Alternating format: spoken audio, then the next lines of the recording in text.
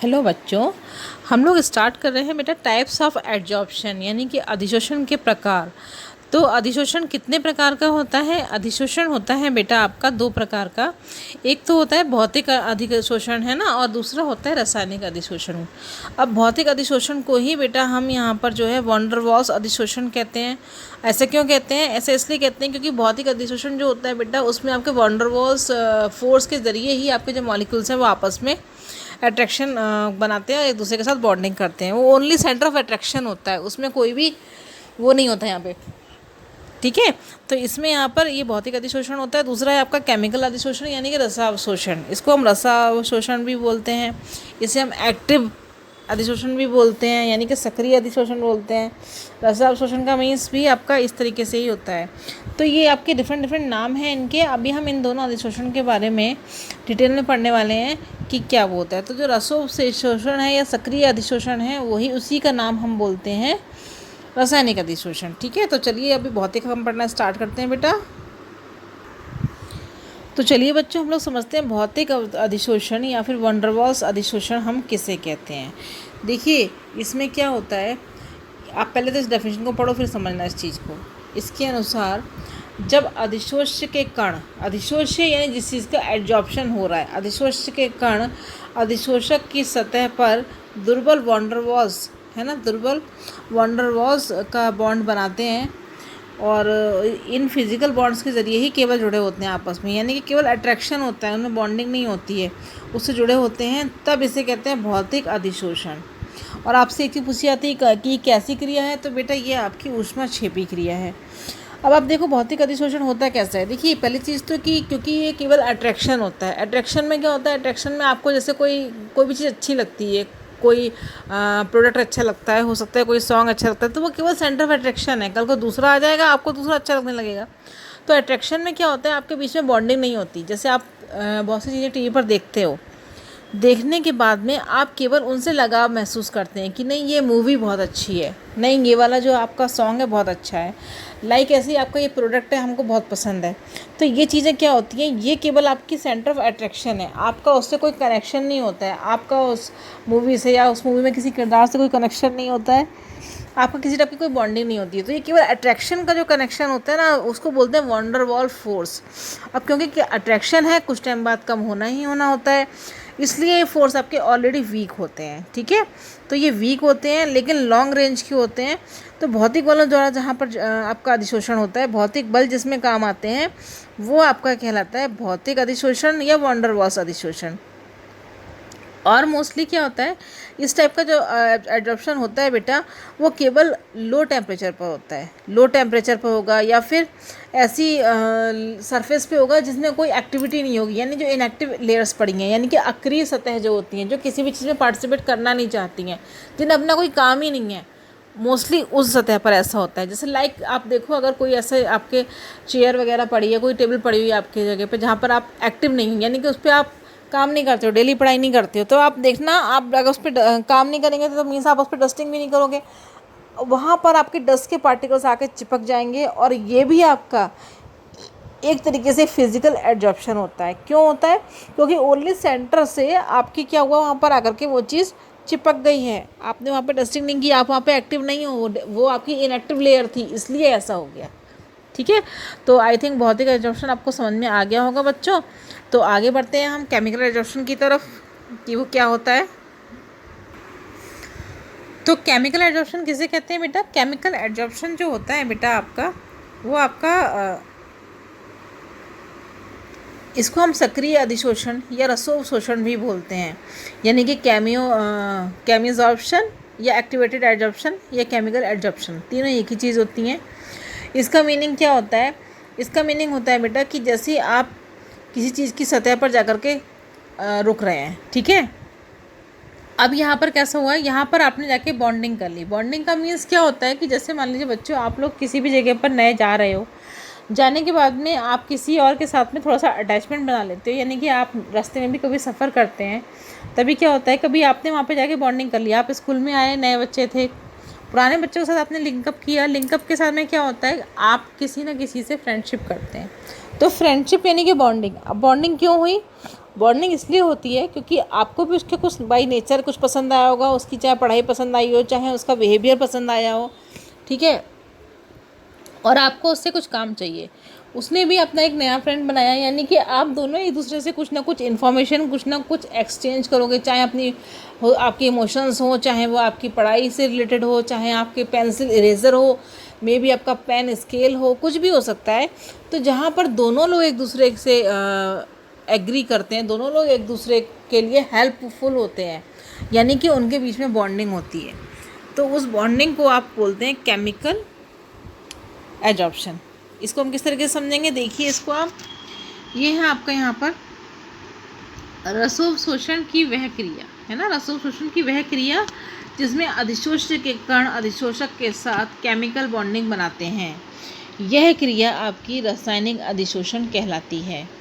अब एक चीज़ आप समझना, एक कि इसमें जो है बेटा आपके बॉन्डिंग जो बनती है मोस्टली आपकी मोस्ट ऑफ द टाइम सहसंयोजक बॉन्डिंग ही होती है, यानी कि कोवैलेंट बॉन्ड बनते हैं। कोवैलेंट बॉन्ड कौन से होते हैं बेटा, जिसमें कि आप एक ही तरफ से बॉन्डिंग नहीं होती, दोनों की आपस में बॉन्डिंग होती है, यानी कि आपने अगर किसी की हेल्प करी, अदर पर्सन भी आपकी कहीं ना कहीं हेल्प करे, आपको कुछ लेने जाना है, आपके साथ जा रहा है, आपका फ्रेंड है ना, ऐसी आपकी बॉन्डिंग जो केमिकल्स के अंदर भी होती है। जैसे वाटर में हाइड्रोजन ऑक्सीजन की बॉन्डिंग होती है, तो वो बॉन्डिंग खाली ऑक्सीजन नहीं बनाता है हाइड्रोजन के साथ, वो बॉन्डिंग हाइड्रोजन भी ऑक्सीजन के साथ बनाता है, यानी कि दोनों हाइड्रोजन और ऑक्सीजन एक दूसरे के साथ कस के बॉन्डिंग बनाते हैं, तभी आपका H2O प्रिपेयर होता है। तो इस टाइप की बॉन्डिंग जो होती है वो आपकी केमिकल एडॉप्शन कहलाती है। अब एक चीज़ और समझिएगा आप लोग, इसके ऊपर पहली चीज़ तो आपकी जो है स्ट्रॉन्ग बॉन्डिंग होती है, उसमें आपकी वीक थी, इसमें स्ट्रॉन्ग बॉन्डिंग होती है। और केमिकल एडॉप्शन जो होता है बेटा वो हाई टेम्परेचर पर होता है, हाई टेम्परेचर पर होता है। और सेकंड थिंग जो हमने कहा था वो आपकी कहाँ पे थी, इनएक्टिव सरफेस पे थी, ये आपकी एक्टिव रिएक्शन है, एक्टिव रिएक्शन होने की वजह से ये एक्टिव जगहों पे ही होती है, ठीक है। और ये जो है ये आपकी डिसोसिएटिव भी हो सकती है, नॉन डिसोसिएटिव भी हो सकती है, मीन्स इसको हम वियोजित भी कर सकते हैं, अवियोजित भी कर सकते हैं। अब ये आप लोगों ने एडॉप्शन 2 टाइप के पढ़ लिए बेटा, कुछ टाइप मुझे आप लोगों को और बतानी है कुछ बातें, जैसे कि आपकी जो फिजिकल और केमिकल एडॉप्शन है दोनों एक साथ भी हो सकते हैं। ज़रूरी नहीं है कि अगर कहीं पे फिजिकल हो रहा है तो केमिकल नहीं होगा, मे भी पॉसिबल आपकी दोनों चीज़ें एक साथ भी हो सकती हैं। इस कंडीशन में होता क्या है, इस कंडीशन में लो टेम्परेचर पर आपका फिजिकल एडॉप्शन स्टार्ट हो जाता है, और जैसे ही आपका टेम्परेचर बढ़ता जाता है तो फिजिकल के बाद फिर वो केमिकल आपका एडॉप्शन जो होता है उसमें होने लगता है। तो इस तरीके से दोनों एडॉप्शन एक साथ भी हो सकते हैं, यानी कि भौतिक और रासायनिक अधिशोषण एक साथ भी बच्चों आपके हो सकते हैं, ठीक है। अगला आपका टॉपिक है बेटा ठोस पर गैसों के अधिशोषण को प्रभावित करने वाले कारक, यानी कि अधिशोषण की मात्रा जो है उसे कौन कौन से कारक ऐसे हैं जो प्रभावित कर सकते हैं। वो आपका पहला तो है बेटा सबसे पहले ताप का प्रभाव। ताप का प्रभाव यानी कि अगर ताप को आप बढ़ा रहे हो तभी क्या होता है, देखिए अधिशोषण एक आपको पता मैंने भी लिखवाया था ऊष्माक्षेपी क्रिया है, ठीक है। तो इसमें क्या होता है, इसमें आपका अगर आप ताप में वृद्धि करते हैं तो आपका क्या नाम है अधिशोषण की जो मात्रा है वो कम हो जाती है। ताप बढ़ाने पर इसमें मोस्टली ऑफ द टाइम आपका अधिशोषण जो है वो कम होता चला जाता है। दाब में क्या होता है, दाब अगर आप बढ़ाते जाते हो बेटा तो दाब बढ़ाने पर आपका अधिशोषण जो है वो जो डिपेंड करता है कि आप किस पे कर रहे हो, किसी चीज़ में छोड़कर दाब बढ़ाने पर आपका अधिशोषण की मात्रा बढ़ती है। लेकिन कुछ एक्सेप्शन केस हैं जिसमें कि ऐसा नहीं होता है, तो हमें उनको भी स्टडी करना होगा, लेकिन वो आपके सिलेबस में नहीं है, वो हायर क्लासेस में आता है, तो वो उनको हम डिस्कस अभी नहीं कर रहे हैं, ठीक है। नेक्स्ट है आपका अधिशोषक का पृष्ठीय क्षेत्रफल और भार का अनुपात, यानी कि जो आपका एडजॉर्प्शन है, जिसके ऊपर एडजॉर्प्शन होना है वो जो मेटल है उसका पृष्ठीय क्षेत्रफल। अब इसको आप समझो, देखो अगर आपके पास में 1 इंच का क्षेत्रफल है तो उसमें 1 इंच के बराबर ही आपका जो चीज़ें हैं वो एडजॉर्ब हो सकती हैं, ठीक है। लेकिन अगर आपका 1 की जगह 5 ml आपका 5 mm का जगह है या 5 सेंटीमीटर की जगह है, तभी क्या होगा आपका, क्योंकि एरिया बढ़ गया, आपकी छोटी सी टेबल है तो वहाँ पर थोड़ी सी आपको यहाँ पर डस्टिंग या और चीज़ दिखाई दे सकती है। जहाँ आपका एरिया 1 से 5 हो गया या 1 से 10 हो गया या बढ़ गया, तभी क्या होता है, जितना क्षेत्रफल बढ़ेगा उतना ज़्यादा उसमें एडजॉर्प्शन हो सकता है। ये तो आप लोग क्लियर समझ सकते हैं, जितनी बड़ी जगह है उतना ज़्यादा आप वहाँ पर पानी भी डाल सकते हो, वहाँ पर आप कुछ और चीज़ भी यूज़ कर सकते हैं, आप कलरिंग भी कर सकते हो, है ना। तो ये डिपेंड करता है आपका कि कितना उसका एरिया है।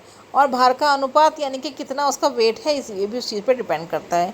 तो इस तरीके से बच्चों हमने ठोस पर गैसों के अधिशोषण को प्रभावित करने वाले कारक को पढ़ लिया। अब इसके बाद में अगला हमारा जो टॉपिक है वो है आपका अधिशोषण के अनुप्रयोग। ये हम और कर लेते हैं बेटा, आपका अधिशोषण आज कंप्लीट हो जाएगा। फिर अधिशोषण के अनुप्रयोग यानी कि अधिशोषण को हम कहाँ कहाँ यूज़ कर सकते हैं अपनी लाइफ में, वो पढ़ लेते हैं। सबसे पहले तो है बेटा हमारा गैस मास्क में। अब गैस मास्क कौन से होते हैं? देखिए मैं आप लोगों को बताऊं कि जो कोयले की खान आप लोगों ने सुनी होगी, तो कोयले की खान में क्या होता है, कोयले की खान क्योंकि नॉर्मल जो हमारी सरफेस होती है, जो अर्थ होती है, उससे बहुत सारे किलोमीटर नीचे जाकर के सुरंग बनाई जाती है। बहुत नीचे आपको जाना होता है, वहाँ बिल्कुल आपकी फ्रेश एयर नहीं होती है, वहाँ आपका डंप अंधेरा होता है, वहाँ बहुत ज़्यादा आपको परेशानी होती है काम करने वालों को, जो मज़दूर वहाँ पे काम करते हैं।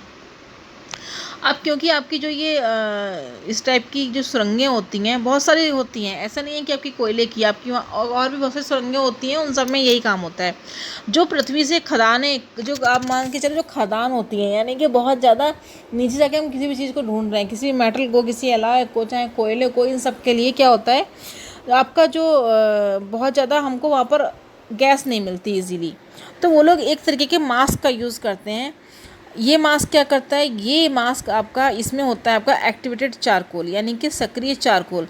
अब इसका यूज़ क्या करते हैं, ये आपके मास्क के अंदर होता है, तब वहाँ के लोग क्या करते हैं इस मास्क को लगा के अपना काम करते हैं। बाहर आपके जो वहाँ पर एटमॉस्फेयर होता है वो होता है थोड़ा सा गंदा, तो गंदा होने की वजह से वहाँ पर क्या होता है बेटा, आपकी जो गैस होती है वो पाइनस होती है। आप उससे अगर ब्रीथ करते रहोगे तो इनडायरेक्टली आपके लंग्स फेल हो सकते हैं, आप मर भी सकते हैं, आपको ब्रीदिंग प्रॉब्लम्स हो सकती है, बहुत सारी दिक्कत हो सकती है। तो जब ये वाला इस टाइप का मास्क हम यूज़ करते हैं तो ये मास्क में क्योंकि एक्टिवेटेड चारकोल लगा होता है, और एक्टिवेटेड चारकोल क्या करता है, एब्जॉर्प्शन का काम करता है, यानी अधिशोषण होता है उसमें, वो वायु में से जितनी जहरीली चीज़ें होती हैं उनको अधिशोषित कर लेता है, और उसमें आपको क्लीन एयर ही ब्रीदिंग के लिए मिलती है। लेकिन किस कंडीशन में, जब आप उस मास्क को यूज़ कर रहे हो, अगर आपने मास्क हटा दिया और फिर ब्रीथ किया तो आप जहरीली गैस ही ब्रीथ करेंगे।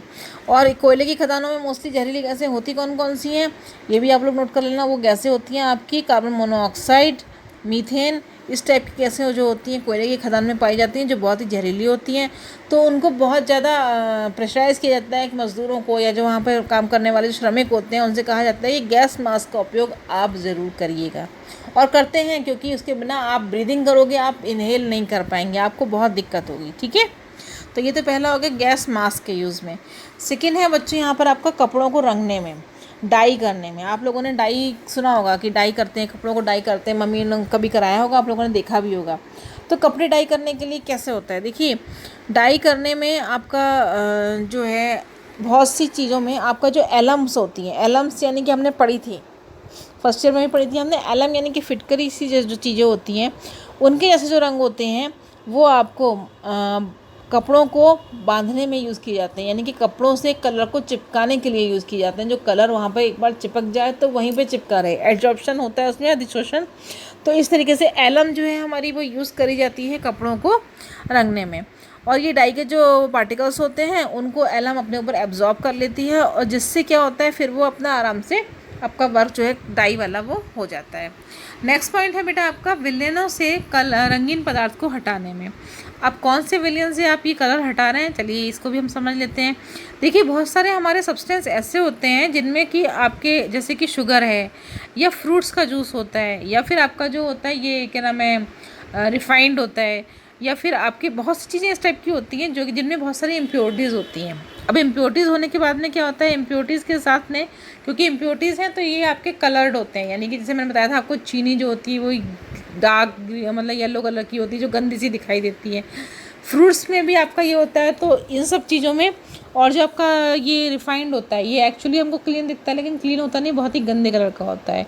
तो इसमें से वो कलर हटाने के लिए, यानी कि जो आपके एब्जॉर्प्शन करने के लिए गंदी जो चीज़ें होती हैं उनको एब्जॉर्ब करने के लिए इसमें भी हम कुछ अधिशोषक मिलाते हैं, जैसे कि आपका होता है ये सक्रिय चारकोल, एक्टिवेटेड चारकोल भी मिला सकते हैं। फुलर मृदा एक चीज़ होती है, फुलर मृदा जो होती है वो भी आपकी इसी काम में ली जाती है कि उसको आप इन चीज़ों में डाल देते हैं तो वो उनकी इम्प्योरिटीज़ को एब्जॉर्ब कर लेती है अपने साथ, और जैसे ही वो उसके साथ कनेक्शन करेगी आपका वो चीज़ क्लीन हो जाती है और एक्टिवेटेड चारकोल मोस्टली इसलिए यूज़ किया जाता है आपकी चीज़ को क्लीन करके उसमें से इम्प्योरिटीज़ जब क्लीन हो जाती हैं तो इम्प्योरिटीज़ का कलर अपने आप ही उसमें से हट जाएगा। ठीक है, तो ये आपका विलयन से रंगीन पदार्थ को हटाने में ये वाला टॉपिक आपका कवर अप हमने कर लिया।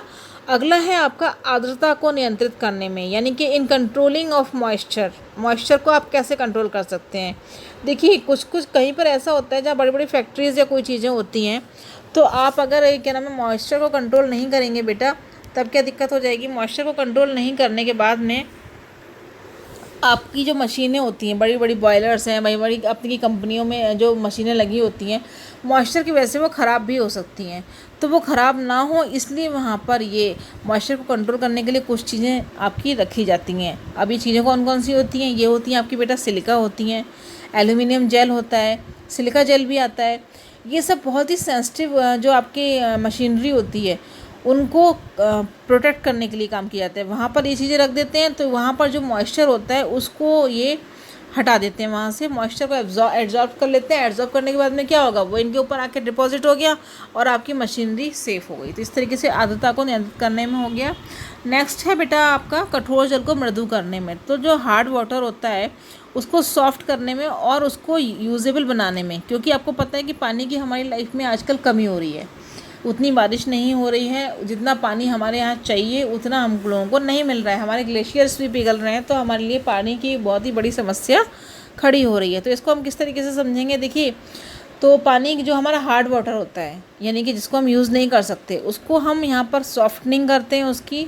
इसको अगर टॉपिक को आप लिखेंगे तो इन सॉफ्टिंग ऑफ हार्ड वाटर, ठीक है, उसको सॉफ्टनिंग करते हैं। सॉफ्टनिंग करने के बाद में उसका हम और बहुत सारी चीज़ों में यूज़ कर सकते हैं अपनी लाइफ में। हालांकि पीने के लिए उसको जल्दी यूज़ नहीं करते हम, लेकिन और भी बहुत सारी चीज़ें होती हैं, जैसे आप दाल चावल धोने में यूज़ कर सकते हो आप, और फल सब्जियाँ धो सकते हो आप, क्लॉथिंग धो सकते हो, फर्श को साफ़ कर सकते हैं, है ना, आपने वॉशरूम में यूज़ कर सकते हैं। इस टाइप के कामों में यूज़ करने के लिए उसको हम पानी को बना सकते हैं। तो उसके लिए हम क्या करते हैं, जो आपका हार्ड वाटर होता है उसको सॉफ्टनिंग करने के लिए हम उसमें विनिमय रेजिन, है ना, विनिमय रेजिन का जो आयन होता है उसको हम एडजॉर्प्शन कराते हैं उसका, और उसकी वजह से फिर वो हमारा सॉफ्टनेस उसमें आ जाती है। और इसमें होता क्या है, इसमें भी हमारा अधिशोषण का प्रोसेस होता है। उसके बाद में इस पानी को हम अपने रोज़मर्रा के कामों में यूज़ कर सकते हैं, बट पीने में उसको हम यूज़ नहीं करते। तो आई थिंक बच्चों, आई होप आप लोगों को अधिशोषण का टॉपिक पूरा समझ में आ गया होगा। तो आज के लिए इतना ही, नेक्स्ट टॉपिक पढ़ाएंगे आपको in the next video. Till then take care, bye bye.